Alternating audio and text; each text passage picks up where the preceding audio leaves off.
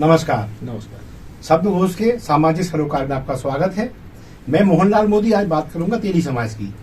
हमारे बीच सिंगरौली जिले की बैढ़न तहसील के भोलानाथ साहू मौजूद हैं। आप भाजपा की बैकग्राउंड से आते हैं और संघ के स्वयंसेवक भी हैं। चूंकि तेली समाज के डेलीगेट्स हैं, इस नाते बातचीत करूंगा उनसे। एक पहले बताओ, भोलानाथ जी आपका स्वागत है स्टूडियो में।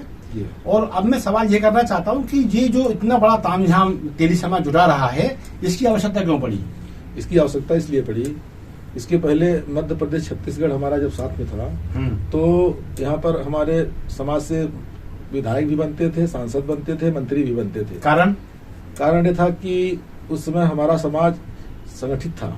नहीं, मेरे ख्याल से छत्तीसगढ़ में आपकी संख्या ज्यादा है। संख्या मेरी छत्तीसगढ़ में ज्यादा है। आप लोग निर्णायक स्थिति में हो जी। हाँ, लेकिन इतना कम भी मध्य प्रदेश में मेरी संख्या नहीं है। ठीक है। मेरी राठौर, साहू, तेली सब जितने भी अपने अन्य उपजातियां हैं साहू समाज की, ठीक है, ये मिला करके 14% की आबादी हम लोग रखते हैं। बड़ी आबादी जाती है। जी, ठीक है। इसके बाद भी जो भी यहाँ पर रनिंग पार्टियां हैं, चाहे हमारी भारतीय जनता पार्टी हो, कांग्रेस हो, अन्य पार्टियां हो, लेकिन हमारे संख्या के आधार पर कहीं टिकट उनको नहीं दिया जाता है। टिकट तो दिया नहीं जाता है। और एक दो दिए भी गए तो ऐसी जगह दिए जाते हैं जहां हम वहाँ निर्णायक भूमिका में है ही नहीं। चारे के रूप में डाला जाता है आपको वहाँ पे, ताकि सामने वाला शेर आपको खा जाए। ठीक है ना, उसे दिखाई दे कि हाँ आपका सम्मान किया जा रहा है, लेकिन ऐसा नहीं होता है। तो चूंकि आप बीजेपी से भी आते हैं, आप थोड़ा सा इमेजिन कीजिए कि कोई बीजेपी का कैंडिडेट ना आते हुए आपके क्षेत्र से कांग्रेस का कैंडिडेट साहू समाज से आ जाता है, ऐसे में आप क्या करेंगे?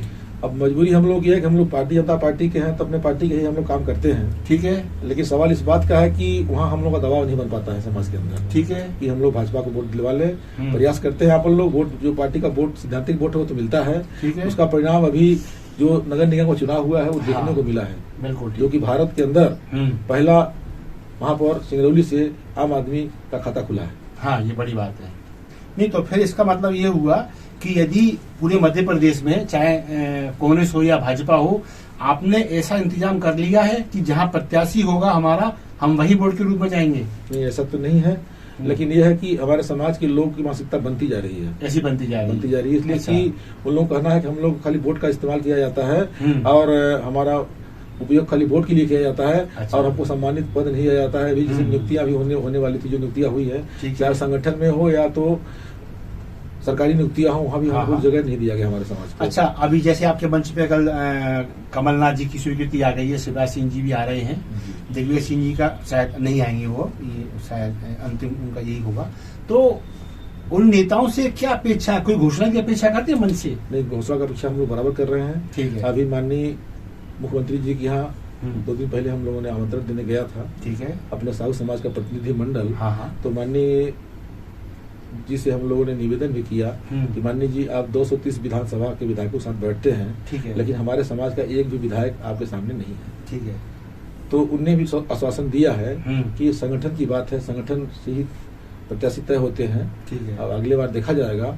साथ में हम लोगों ने एक और निवेदन किया था कि तेल घानी बोर्ड का गठन, ठीक है, छत्तीसगढ़ में हो चुका है और राजस्थान में होने वाला है। हाँ। तो माननीय जी, आप जो है इसका भी गठन करवाने की कृपा करें। उनने बोला है कि मेरे अधिकार क्षेत्र में आता है, मैं इसका तत्काल घोषणा करूंगा। तो ये भोलानाथ साहू जी, इनका बहुत स्पष्ट कहना है कि यदि भाजपा कांग्रेस ने हमें टिकट के रूप में कृतार्थ नहीं किया और हमारे हक हमें ना दिए, तो फिर साहू समाज वहीं जाएगा जहां उसको टिकट की प्रत्याशा दिखेगी। और जो आपने तेलघानी बोर्ड की स्थापना की मांग की है, ये वाकई में एक व्यवहारिक पहलू है कि साहू समाज का कम से कम या राठौर समाज का एक व्यक्ति तो ऐसा है जो उस बोर्ड में स्थायी रूप से अध्यक्ष के नाते, चेयरमैन के नाते वहां बैठ सकता है। और वो बहुत सारी समस्याएं, और वैसे भी देख रहे हैं फिल्टर तेल के नाम पर ये जो कहना चाहिए घानी का तेल खत्म हो रहा है, जो विषैले तत्व हमारे अंदर आ रहे हैं, तो तेलघानी बोर्ड एकमात्र ऐसा कहना चाहिए विकल्प शेष रह गया है जो लघु उद्योग के माध्यम से, छोटे छोटे स्पिलर्स के माध्यम से, पुराने जो अब कोलू बड़े रूप में अब सामने आ रहे हैं आधुनिक रूप में, उनके माध्यम से मूंगफली का तेल, सरसों का तेल, तिली का तेल जो हमें नहीं नसीब नहीं हो रहा हमें अब शुद्ध रूप से, वो हमें प्राप्त हो पाएगा। और इस रूप में सरकार किसी की भी हो, वो तेली समाज को कृतार्थ कर पाएगी। यदि इस ट्रैक पे भाजपा या कांग्रेस चलती है तो फिर वो तेली समाज को अधिक सीमा तक संतुष्ट करने में सफल होगी। इस कामना के साथ मैं मोहनलाल मोदी अपनी वाणी को दूंगा विराम। फिर किसी मुद्दे के साथ, फिर किसी शख्सियत के साथ सामने आऊंगा। तब तक मेरी आज्ञा, नमस्कार।